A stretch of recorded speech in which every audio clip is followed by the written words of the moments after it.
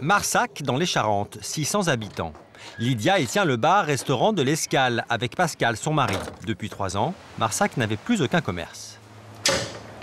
Je suis un peu en retard. Pour redonner vie au bistrot, Lydia et Pascal donnent leur maximum. Petit café? Allez, le pain. Qui est déjà payé, hein. Tous les deux, à l'origine citadins, ont su attirer les clients. Leur bistrot fait restaurant midi et soir, et tout ça 7 jours sur 7. Les villageois les ont adoptés. C'est très bien passé, je me suis très bien intégrée. J'avais un peu peur parce que j'avais toujours été en ville. Et du jour au lendemain, me retrouver en campagne, je me suis dit, je sais pas trop comment ça va passer.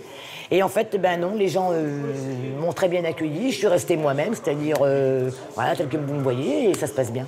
Il ne manque plus qu'une chose à Marsac, c'est le curé. Et puis il n'y a plus de prêtre, on ne peut plus aller à la messe.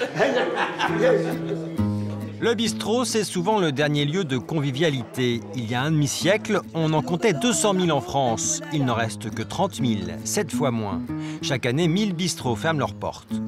Face à cette disparition annoncée, des patrons plus jeunes et dynamiques tentent l'aventure pour faire revivre des villages. À Marsac, le retour du bistrot était essentiel pour cette habitante d'origine anglaise. Je crois qu'il faut encourager les établissements comme ça, parce que les petits villages comme Marsac et tout, il y a rien du tout. C'est comme un village mort. La mort du village, c'est aussi ce que redoutent les 1600 habitants d'Allonne, dans l'Oise.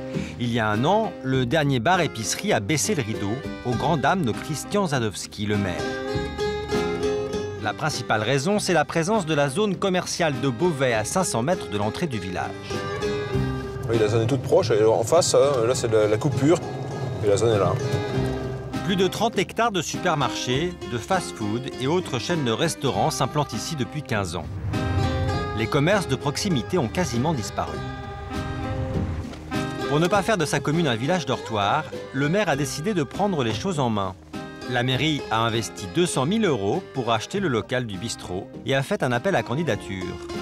C'est Frédéric Louvet, restaurateur et natif du village, qui a été sélectionné sur une dizaine de candidats pour qu'enfin, la Renaissance mérite son nom. Alors le bar, la partie, disons, un peu disons, grande du secteur, quoi, assez étendue, vous voyez, avec un bar tout à fait vétuste qu'il faudra changer, je pense. De toute façon, quitte à changer là. Le maire lui fait découvrir le local de son futur bar-restaurant-épicerie.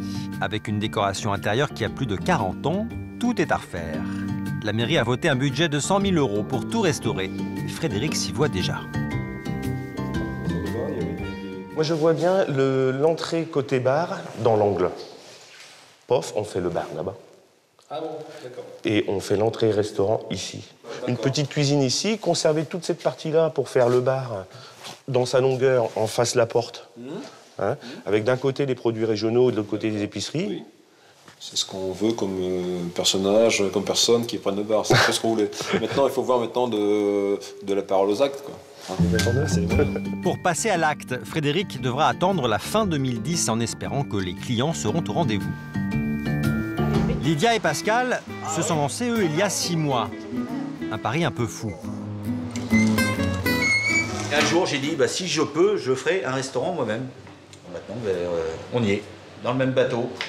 Je compte même pas, je sais même pas si je vais me faire un salaire ou pas. Avant tout, c'est un plaisir. C'est un plaisir et puis c'est un défi. Je vais prouver à tout le monde que je peux tenir et que l'Escale va durer très longtemps. Pour durer, il faut relever les manches. Ils ne sont que 2 pour assurer la cuisine et le service. Lydia doit être partout. Heureusement, il y a toujours un client pour donner un coup de main. Ah des fois, il y a l'adjoint au maire qui vient tenir le bar, qui vient faire le service quand on est trop débordé. Ah ouais, on sent bon, c'est un petit village, hein.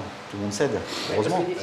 Il est déjà midi. Ouvriers, touristes et habitants du village arrivent pour déjeuner, attirés par le fumet du bœuf bourguignon, la spécialité de Pascal.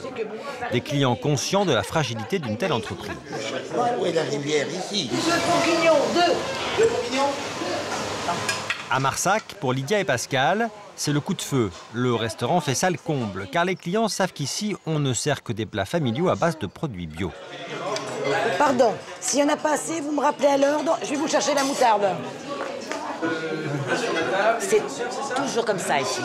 Je pose le plat, c'est à volonté. Si on n'a pas assez, les gens me redemandent, je resserre en cuisine.